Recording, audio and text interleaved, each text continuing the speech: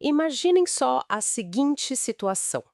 A gente descobre de repente que tipo uma dor crônica persistente nas costas ou até mesmo uma conta bancária que está perpetuamente no vermelho não são resultados de má sorte, da economia oscilante ou de genética. Pois é, não é nada disso. Exato. Na verdade, a ideia é que isso seja o eco de uma crença que foi instalada por um adulto há décadas.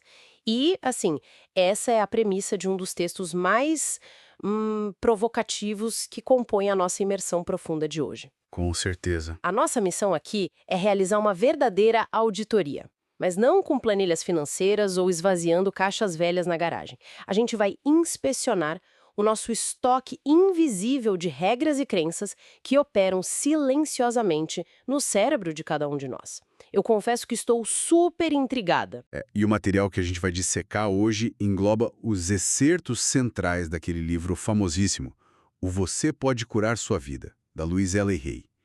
E olha, a tese fundamental dela não tenta suavizar as coisas para o leitor, não. Ah, nem um pouco. Ela vai direto ao ponto, né? Vai mesmo. O argumento é muito categórico.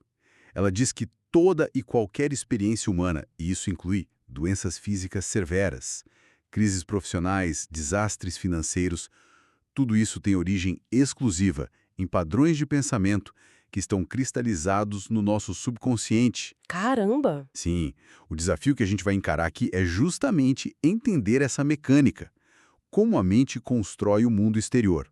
E, principalmente, quais crenças a gente deve manter e quais precisam, tipo, ir direto pro lixo. É uma faxina pesada. Mas, para iniciar essa auditoria mental, a gente esbarra numa premissa do texto que nos obriga a encarar uma ideia bem áspera, logo de cara. A noção de que nós somos 100% responsáveis por todas as nossas experiências. 100%, sem exceção. E a resistência a essa ideia é imediata. Porque, quer dizer, o instinto natural de qualquer pessoa é apontar para fatores externos incontroláveis, né? O mercado de trabalho que está ruim, um motorista imprudente no trânsito ou uma virose sazonal. Aceitar a responsabilidade total sobre o infortúnio parece desafiar completamente a lógica. Parece. Só que o texto sustenta que esses eventos externos funcionam essencialmente como um espelho. Eles só refletem crenças internas que, na esmagadora maioria das vezes, estão ancoradas num sentimento muito profundo de não sou bom o bastante. A clássica síndrome do impostor levada ao extremo. Exatamente. A mente passa a operar quase como uma máquina de profecias autorrealizáveis. O livro traz exemplos bem fascinantes, como o caso do Tom. Ele era um artista plástico detalhado no material, que é um excelente objeto de estudo para esse mecanismo. Ele trabalhava com exclusividade para clientes de altíssimo poder aquisitivo. Ele decorava o interior de mansões, não era isso? Isso, mansões de luxo. A expectativa lógica para alguém nesse nicho seria uma prosperidade financeira tremenda. Mas a realidade prática do Tom era uma montanha interminável de dívidas. Ele estava sempre no buraco. Nossa, o que evidencia um mecanismo implacável de autossabotagem. Porque o problema dele não era falta de mercado ou de demanda, né? Não, os clientes estavam lá. E tinham dinheiro. Pois é. O problema era a forma como ele mesmo calculava o valor do próprio trabalho. Os orçamentos que ele apresentava para esses clientes milionários eram tão absurdamente baixos que sequer cobriam o tempo e o custo dos materiais. O texto até sugere que, intimamente, ele não se via como alguém digno de ser bem remunerado. É o famoso locus de controle, como a psicologia moderna define. O Tom agia como se a economia estivesse contra ele. Ele criava esse locus externo ilusório, quando na verdade as suas próprias decisões subconscientes é que ditavam o fracasso. Ele mesmo criava a escassez. Para alinhar o mundo exterior com a crença interna de desvalorização dele. Faz muito sentido. E o texto expande essa correlação entre a psique e a realidade física a um extremo ainda maior. Tem a análise do caso de uma mulher que estudava para ser ministra religiosa. Ah, eu lembro dessa história. É impressionante. Sim, ela mantinha uma postura social imaculada. Era super polida e extremamente piedosa, mas ela sofria de um mau hálito crônico e repulsível, e nada resolvia. E numa explicação médica convencional, a gente pararia na avaliação da higiene bucal, ou talvez num distúrbio gástrico, sei lá. Mas a análise do texto vai na raiz emocional que foi somatizada. Sim, o que estava por baixo daquela fachada. Exato. Sob aquela fachada social de santidade toda, a mulher abrigava uma corrente de raiva e inveja que eram muito profundas e constantes. Então, a manifestação física desse estado, o mau hálito terrível, era tipo a biologia encontrando uma válvula de escape para uma toxicidade emocional que já estava insustentável. O corpo literalmente exalava a agressividade que a mente, consciente, tentava mascarar. É um afastamento involuntário das pessoas. A conexão psicossomática aí é muito direta. Totalmente. É forçado a ficar em um estado de alerta constante, e um corpo perpetuamente banhado em cortisol e adrenalina sofre alterações fisiológicas tangíveis. Afeta tudo, né? Tudo. Afeta desde o processo digestivo até o microbioma da boca. O texto usa esses casos para defender que o sintoma físico é, na realidade, apenas um mensageiro de um conflito interno não resolvido. E para ilustrar como a gente nutre esses conflitos, o material traz uma analogia que eu achei fantástica, que é a do buffet de hotel. Ah, o buffet da mente. Muito boa. Imagina que a nossa mente é como uma daquelas longas filas de travessas num buffet gigante. Mas em vez de pratos de comida variadas, a gente tem ali infinitas opções de pensamentos. E a grande ironia que o texto aponta é que, tendo total liberdade para escolher qualquer bandeja, a gente tende a encher o prato sistematicamente com ressentimento, culpa e antecipação de tragédias. A gente escolhe a comida que faz mal. E isso levanta uma questão crítica e até meio polêmica sobre o livro. Porque, poxa, se a escolha é do indivíduo, afirmar que alguém é 100% responsável por um desastre financeiro ou por uma doença terrível, isso não soa como culpar a vítima. É uma retórica que pode parecer muito cruel para quem já está em sofrimento profundo. Essa é uma dúvida muito comum. E a confusão entre culpa e responsabilidade é a espinha dorsal de toda essa filosofia. E também a origem da maior parte das críticas à obra. Mas tem uma distinção clara aí. Qual seria a diferença prática? A culpa carrega um peso moral incontornável. Ela é retroativa, ela olha para o passado e exige punição pelo que já aconteceu. A responsabilidade, por outro lado, é puramente mecânica e voltada para a agência no presente. Entendi. O argumento central é que a mente subconsciente ou o universo não possui uma bússola moral. Ela não moraliza ou julga se um pensamento é construtivo ou destrutivo. Funciona igual à força da gravidade, sabe? A gravidade não julga quem cai. Perfeito, não julga. O subconsciente simplesmente recebe a diretriz fundamental. Por exemplo, se a crença é que o mundo é um lugar hostil, o sistema nervoso, o comportamento e a fisiologia vão ser mobilizados para confirmar e apoiar essa tese. Não tem castigo, tem só o reflexo da crença. Nossa, essa separação tira aquele peso paralisante da moralidade. Porque, se a gente pensar num programador que escreve uma linha de código defeituosa, o software inevitavelmente vai apresentar falhas, né? Não existe maldade ou punição por parte do computador. Existe apenas a execução cega de uma instrução errada. É uma excelente analogia. Então, assumir 100% de responsabilidade significa reconhecer que, bom, se a mente ajudou a compilar aquele código limitante, o indivíduo é o único que possui a senha de administrador necessária para acessar o sistema e reescrever o programa. Trata-se de erradicar a vitimização para devolver o controle para a pessoa. É empoderador, no final das contas. Sim, mas o passo seguinte, logicamente, é entender a procedência desse código inicial. Se a gente continua escolhendo pensamentos ruins no tal buffet da mente, de onde tiramos esse péssimo hábito? O texto aponta o dedo de forma muito inflexível para nossa primeira infância. É na infância que o nosso disco rígido está sendo formatado pela primeira vez. Durante os primeiros anos, a criança não tem a sofisticação analítica para questionar ou filtrar as informações. Ela constrói a identidade dela e as regras de como o mundo opera unicamente através da observação de como os adultos reagem ao redor dela. É um download direto, sem antivírus. Exatamente.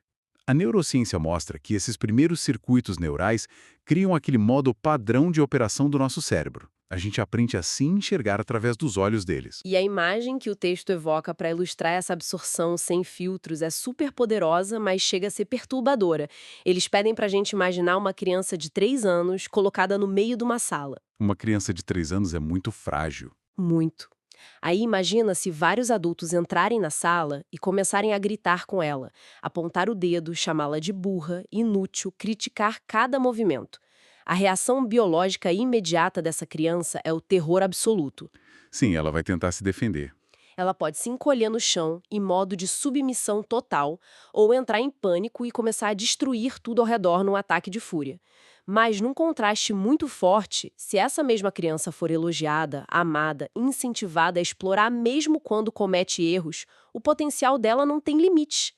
A confiança desabrocha. É o ambiente moldando a resposta neural. E o argumento que me deixou de boca aberta é que a grande maioria das pessoas ainda carrega aquela versão assustada de 3 anos no fundo da mente e passa a vida inteira repetindo contra si mesma as exatas mesmas frases punitivas que ouviu dos pais lá no passado. É a internalização das figuras parentais. Se o ambiente lá atrás foi hostil, marcado por muitas críticas, o sistema nervoso codifica essa hostilidade como se fosse a linguagem nativa do afeto e da sobrevivência. A pessoa cresce e, de forma subconsciente, tenta recriar esse mesmo ambiente. Procurando relacionamentos ou empregos que reforcem essa rigidez familiar, né? Sim, é a compulsão à repetição. Mas o texto não para na psicologia clássica. Ele entra num território mais metafísico e divisivo. Ele apresenta a crença de que nós, na verdade, escolhemos os nossos pais antes mesmo de nascer. Olha, essa é a proposição que gera mais atrito, principalmente para quem está ouvindo e sobreviveu a ambientes familiares repletos de abuso severo, negligência. Falar que a pessoa escolheu essa experiência soa como um misticismo infundado e até insensível. Eu entendo. Mas a lente do livro foca na evolução espiritual. A alma buscaria esses peritos exatos nas fraquezas que a pessoa precisava superar. Agora, mesmo para quem é cético, traduzindo isso para a psicologia, funciona como um reenquadramento de perspectiva drástico. Como assim? Em vez de consolidar a sua identidade ao redor do status de vítima indefesa, vendo os pais como carrascos onipotentes que estragaram a sua vida, essa premissa te força a olhar para o trauma como um currículo de batalhas específicas. O foco sai da amargura pelo que foi feito e vai para a agência sobre o que pode ser reconstruído agora na idade adulta. O que nos leva à questão super intricada do ressentimento. Por que quebrar esse ciclo geracional parece impossível se a pessoa estiver afogada na raiva daqueles que salaram o código? A gente pensa, como quebrar isso sem ressentimento? O ressentimento é a recusa de aceitar o passado. Nossos pais fizeram o melhor que podiam com o nível de consciência e de repertório emocional que eles tinham na época. Se a bagagem deles era só medo e escassez, que eles herdaram dos próprios pais, seria impossível exigir deles uma regulação emocional perfeita. Essa expectativa retrospectiva de perfeição é o oxigênio do ressentimento. Entender que eles tinham limitações não é endossar o abuso. O perdão aqui não é para absolver o ofensor, mas para libertar a nós mesmos. Ele corta aquele cordão umbilical de tensão que mantém a vítima amarrada emocionalmente ao passado. Liberar o espaço de processamento no cérebro. E essa libertação tem um prazo estipulado pelo livro que é imediato. O texto insiste repetidamente que o ponto de poder está sempre no momento presente. Sempre no agora. Sim, tudo isso não é pra gente montar acampamento no passado, mas para informar a ação hoje. Só que assim que a gente decide mudar no agora, a mente dispara um alarme de incêndio nível máximo. A gente esbarra no nosso maior inimigo, que é a resistência. A resistência é feroz. O nosso cérebro primitivo valoriza a previsibilidade. Padrões disfuncionais, por mais que doam, são conhecidos. A dor de ontem provou que a gente sobreviveu. O desconhecido é uma ameaça à vida. E a resistência usa várias táticas, começando pela linguagem. Tem a famosa lista dos deveria. Ah, a palavra deveria. O texto aponta ela como uma das mais prejudiciais, né? Quando a gente pensa, eu deveria trabalhar mais, eu deveria emagrecer. A implicação oculta aí é que você está fundamentalmente errado naquele momento. Cria uma sensação eterna de estar falhando, o que drena a motivação antes de começar. A recomendação é cirúrgica. Trocar o deveria por posso. Devolve a liberdade de escolha. Eu posso emagrecer se for a minha escolha. Mas aí que entra o bizarro.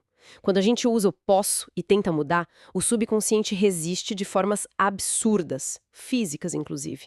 Lembra do exemplo da cliente do texto? Lembro, claro. A cliente que estava prestes a iniciar um trabalho terapêutico profundo sobre si mesma. Isso. Antes da sessão, a vida dela virou um caos. Ela fraturou as costelas, o pescoço e o joelho em acidentes diferentes. E no dia decisivo chegou super atrasada por causa do trânsito. E no minuto exato em que a terapia exigiu que ela falasse sobre as próprias emoções, o corpo entrou em curto-circuito. As lentes de contato. Sim. As lentes começaram a irritar os olhos de um jeito insuportável. Ela quis trocar de cadeira, pediu para ir ao banheiro. É um nível de obstrução cor engarrafado. A pergunta que não quer calar é: por que o nosso próprio subconsciente criaria obstáculos físicos tão extremos só para evitar uma mudança positiva? Porque muitas vezes a gente necessita do problema. A arquitetura da vida da pessoa foi construída ao redor dessa proteção. O texto até cita o excesso de peso. Fisicamente faz mal, mas para o subconsciente traumatizado, a gordura funciona como uma armadura real contra o medo, a insegurança, o medo da intimidade. Então, perder o peso seria como tirar a armadura no meio do campo de batalha. Exato. O caos todo não é loucura. É o desespero do subconsciente tentando manter a fundação. A resistência é, na verdade, o primeiro sinal de que a cura finalmente começou. Uau! Sabendo que o subconsciente vai lutar com unhas e dentes, a gente precisa saber como passar por cima dessa resistência. E é aqui que entram as ferramentas práticas do texto. E a principal delas é o temido trabalho com o espelho. É simples na teoria e aterrorizante na prática. Consiste em olhar diretamente nos próprios olhos no espelho e dizer: eu o amo e aceito exatamente como você é. É de arrepiar. E o livro relata que esse ato simples causa pânico, choro e até raiva intensa nas pessoas. Por que essa versão tão imediata? Dissonância cognitiva aguda. O espelho tira nossa capacidade de se esconder. Quando a gente passa décadas se xingando internamente e de repente tenta declarar amor incondicional no espelho, o cérebro rejeita. Ele acha que é mentira. E isso escancara a profundidade da agressão diária que a gente naturalizou contra nós mesmos. O espelho expõe as fraturas de dentro. Mas e em relação ao fardo do passado? O material fala muito do exercício teatral do Emmett Fox para o perdão. Esse exercício é fascinante. Você visualiza a pessoa de quem se tem ressentimento, quem mais te magoou, num palco de teatro bem iluminado. E aí você visualiza coisas maravilhosas acontecendo com essa pessoa. Ela prosperando, recebendo afeto, sorrindo. Mas isso parece horrível de se fazer. O nosso instinto quer que o ofensor se dê mal, não que ele seja feliz e receba coisas maravilhosas. Sim, só como uma submissão dolorosa. Mas a neurociência explica. O ressentimento liga o seu sistema nervoso àquela pessoa pela resposta de luta ou fuga. Quando você associa imagens de contentamento a ela, o cérebro desarma o gatilho da ameaça. O vínculo tóxico perde a força e a fase final é tirar a pessoa do palco e colocar a si mesmo lá, recebendo toda essa mesma prosperidade. Nossa, é muito poderoso. Mas olha, eu acho importante a gente avisar que esse processo de limpeza mental é implacável.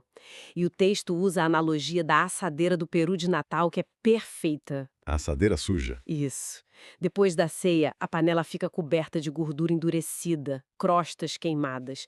A gente põe água quente, detergente, deixa de molho. Parece calmo.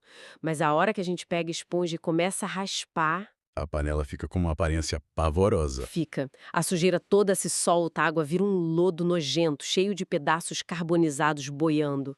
E aí a provocação é: como a pessoa que está nos ouvindo pode manter a calma quando, ao tentar perdoar ou se amar no espelho, a vida parece ficar temporariamente mais caótica e dolorosa? É o paradoxo da desintoxicação.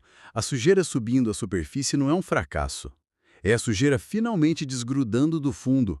O texto usa outra analogia ótima, que é a do novelo de lã embaraçado. Ah, se puxar com força bruta? Aperta mais os nós, exige gentileza. Impaciência e autocrítica só inviabilizam o trabalho. Bom, uma vez que a nossa panela mental foi raspada e limpa pela aceitação e pelo perdão, a gente tem que decidir o que vai cozinhar nela, certo? O texto nos ensina a plantar a nova realidade e tem regras de ouro para isso. Sim, a formulação das afirmações. A regra número 1 é: nunca lute contra o que você não quer. O cérebro ignora a palavra não. Se você diz não quero ser gordo, o cérebro foca na palavra gordo. A energia gasta tentando fugir só alimenta o problema, então tem que focar no que se deseja. Eu desfruto de saúde perfeita. E a segunda regra é estar sempre no tempo presente. Eu tenho, eu sou. Isso é crucial. Afirmar no futuro como eu serei feliz manda um comando para o cérebro de que a felicidade está sempre no amanhã. E o amanhã nunca chega, mantém o desejo inatingível. E claro, a abordagem precisa ser holística. Cuidar do corpo físico junto com a mente. Sim, nutrir o corpo com boa alimentação, exercícios. A autora adorava usar a cama elástica para melhorar a circulação linfática. Uma mente reestruturada em um corpo negligenciado gera dissonância. Tem que alinhar tudo. Mas mesmo fazendo isso certinho, as frases no presente, o exercício, persiste aquela resistência em acreditar. E o texto traz a analogia cômica do porco roxo, que ilustra muito bem por que isso acontece. O porco roxo é genial. Imagina a gente andando na rua e alguém aponta o dedo e grita: "Você é um porco roxo." A gente vai dar risada, porque o cérebro tem certeza absoluta que isso é falso. É um absurdo. A racionalidade bloqueia a ofensa. Exato. Mas o livro faz uma análise sombria. Por que a gente não reage com essas mesmas gargalhadas quando alguém nos chama de burros, lentos ou indesejados? A gente acredita em absurdos igualmente falsos sobre o nosso valor o tempo todo. A gente internaliza e valida essas mentiras. Então, ao tentar plantar as novas sementes com as afirmações positivas, tipo eu me aprovo ou eu sou capaz, como a gente evita a frustração de olhar para o espelho e não ver os resultados dessa mágica imediatamente, de não se sentir ridículo? A resposta vem da botânica. O exemplo do tomateiro. Quando você planta uma semente de tomate, a primeira coisa que surge da terra é um broto minúsculo frágil. Você não chega lá, pisa no broto e grita: "Isso não é um tomate suculento!" Você não faz isso. Claro que não. É só o começo do processo. Você entende que é o milagre biológico inicial, rega e cuida até dar frutos. O crescimento de uma nova rota neural é a mesma coisa. A afirmação no espelho que soa meio falsa no início é só o broto cognitivo. Requer proteção implacável contra as ervas daninhas da autocrítica. Faz todo sentido. Bom, recapitulando a jornada dessa nossa exploração profunda de hoje, nós vimos como pensamentos subconscientes ditam nossa realidade exterior, como a nossa criança interior carrega o peso das palavras dos adultos e como quebrar essa corrente exige perdoar o passado. Sim. E usar aquelas ferramentas práticas, né? O espelho, o palco, as afirmações no presente, tudo para limpar essa panela mental, que dá um super trabalho, mas é fundamental. Porque intervir só na superfície, tentando arrumar os probleminhas do dia a dia, é exaustivo se a planta original não for reescrita. E para fechar essa nossa conversa, tem um pensamento provocativo baseado na regra fundamental de tudo isso que a gente discutiu. O ponto de poder está sempre no agora. Cada pensamento modela as probabilidades do amanhã. O que a gente pensa hoje cria o amanhã. Pois é. Isso significa que no exato milissegundo em que este áudio terminar e houver silêncio no fone de ouvido de quem nos acompanha, um novo pensamento inédito vai surgir na cabeça. Qual será ele? Será mais um porco roxo de autocrítica que perpetua a resistência? Ou será a água que rega o primeiro broto de um novo tomateiro mental?